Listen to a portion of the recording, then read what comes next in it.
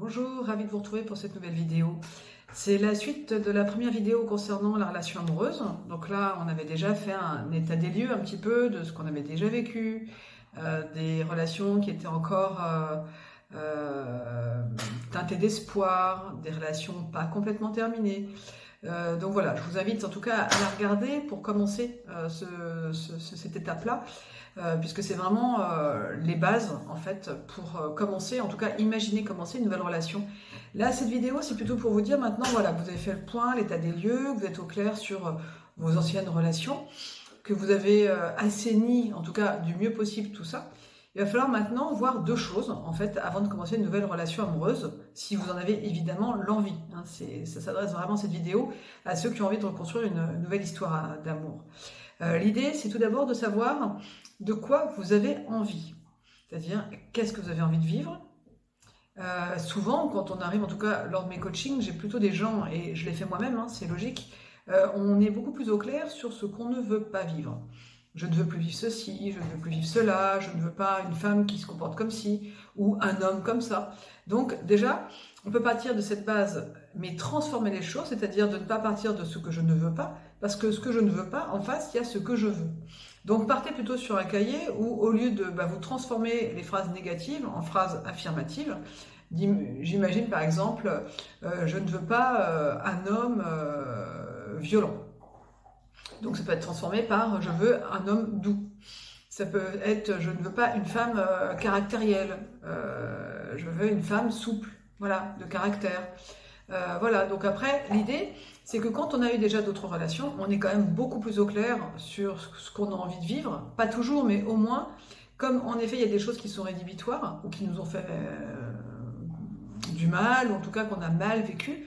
L'idée, c'est de se dire, bon bah voilà, déjà peut-être que je ne vais pas vers des partenaires, en tout cas, qui me correspondent en termes de bonheur et de joie. Ils sont sûrement là pour d'autres choses, hein, puisque on sait que chaque expérience peut être extrêmement bénéfique de toute façon, pour mieux nous comprendre, mieux nous connaître et vraiment évoluer. Donc l'idée maintenant, c'est plutôt de vous dire, maintenant je vais être au clair sur qu'est-ce que j'ai envie de vivre. Ça, c'est la première étape. Donc, et avec qui j'ai envie d'être. Donc avec qui j'ai envie d'être, c'est voilà, toutes les caractéristiques qui vont faire que cette personne, en tout cas aujourd'hui, semble être la personne idéale pour vous. Qu'est-ce que j'ai envie de vivre? Est-ce que j'ai envie de vivre une relation, par exemple, à distance? Est-ce que j'ai envie de vivre, mais vraiment une véritable histoire, et dans les mois qui viennent, j'ai vraiment envie d'habiter avec la personne?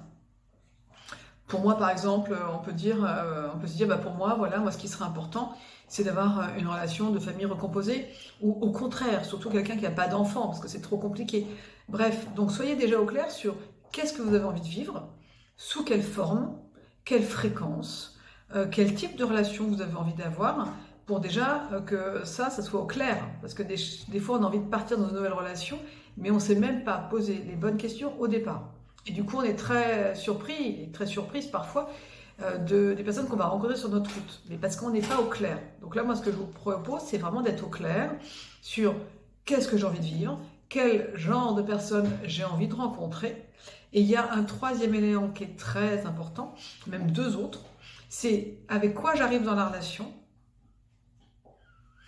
C'est-à-dire, est-ce que, pour être honnête, je suis quelqu'un de très très blessé, je suis encore déprimée et je souffre, ou est-ce que j'arrive avec quelque chose de beaucoup plus neutre, vraiment j'ai pris le temps de faire le deuil de mes différentes relations, et j'arrive vraiment avec un super bon esprit positif, et j'ai vraiment envie que ça marche, ou j'y vais, mais j'ai tellement peur, j'ai plein de peur derrière, plein de blocages, plein de nœuds, donc j'y vais, je mets un pied devant, puis je recule de 3 pas dès que ça commence à bouger. Il faut juste être conscient de avec quoi on arrive, voilà, sur ce chemin, où on en est de nos vies, dans quel état, j'ai envie de dire presque, dans quel état vous êtes sur cette sphère amoureuse.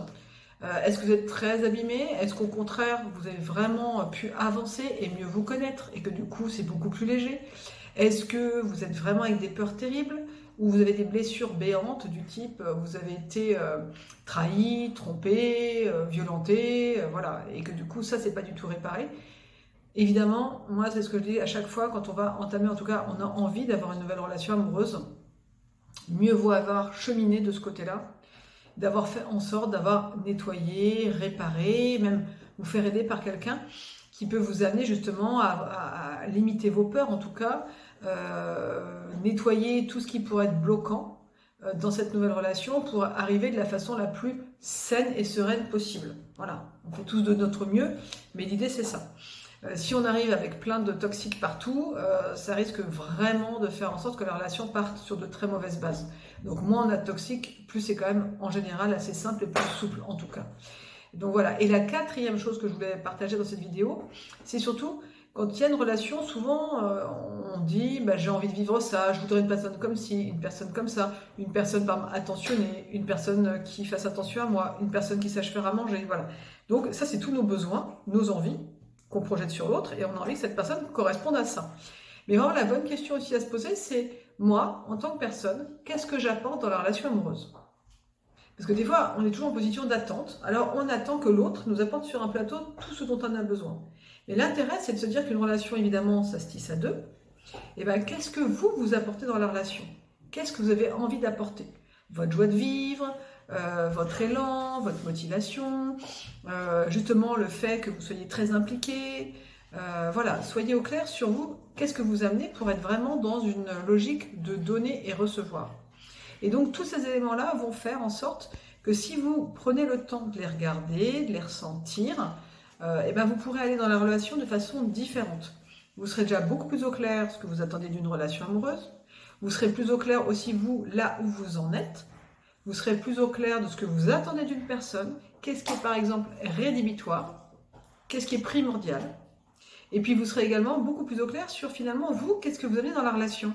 Est-ce que vous êtes quelqu'un qui est toujours en attente ? Finalement qui ne met pas de combustible dans la machine?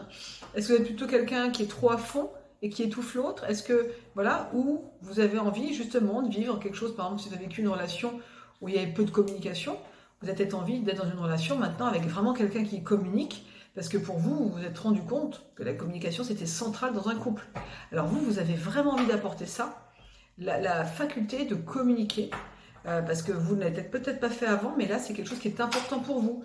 Vous êtes peut-être quelqu'un de très engagé, de très motivé, de très dynamique. Donc ça, vous allez le mettre aussi dans votre relation amoureuse. Donc l'intérêt, c'est qu'une fois qu'on a fait donc, cet état des lieux pour la première vidéo, et ensuite que là, on est très au clair sur quel j'ai envie de vivre, avec quoi j'arrive, est-ce que j'ai bien nettoyé tous mes bagages et mes valises avant, est-ce que j'ai encore des toxiques, qu'est-ce que je vais envie d'apporter moi dans le couple, et de faire attention à ne pas être toujours en attente de quelque chose, mais de donner également, ben là vous êtes sur un terrain qui semble en tout cas le plus favorable pour vivre vraiment la relation amoureuse que vous souhaitez. Dans la troisième vidéo, j'irai un peu plus loin sur les débuts de relation et sur ces fameuses toxiques, croyances limitantes, tout ce qui peut en effet bloquer et faire en sorte qu'on ne vit pas du tout ce qu'on avait imaginé, en tout cas l'envie profonde qu'on a l'impression d'avoir, parce qu'il y a beaucoup d'autres choses qui nous échappent. Alors écoutez, je vous laisse du coup faire ce petit point, ce petit bilan. Je vous retrouve pour la prochaine vidéo. Et c'est vraiment des éléments qui sont absolument pour moi fondamentaux pour avoir des bonnes bases pour les relations suivantes ou la relation suivante. Merci beaucoup et à la prochaine vidéo.